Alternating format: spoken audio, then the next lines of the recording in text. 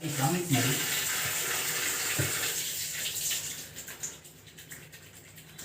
ನಾವು ತಿಂದು ನೋಡಿ ಫ್ರೆಂಡ್ಸ್. ಒಂದು 5-6 ಸ್ಪೂನ್ ಎಣ್ಣೆ ಹಾಕ್ತಾಯಿದ್ದೀನಿ.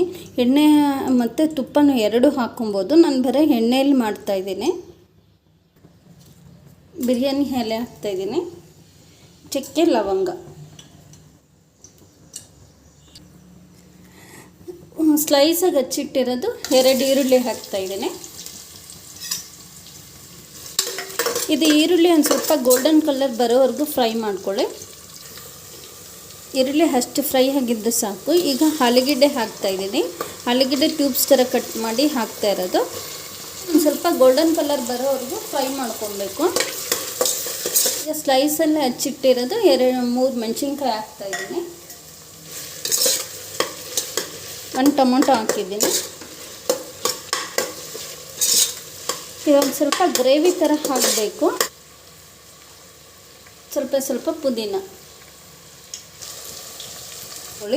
ಒಂದು ಸ್ವಲ್ಪ ನಾನು ಖಾರ ಹಾಕ್ತಾಯಿದ್ದೀನಿ.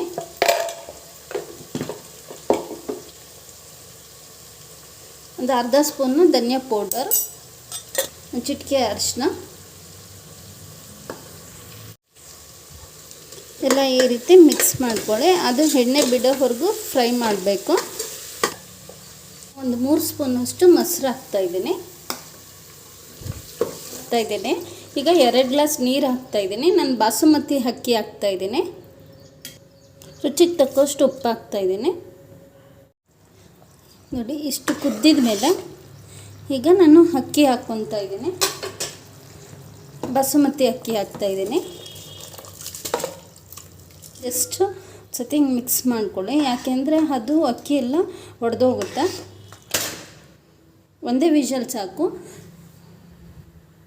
ಫ್ರೆಂಡ್ಸ್, ಈಗ ಪ್ರೆಷರ್ ಇಳ್ತಿದೆ ನೋಡೋಣ.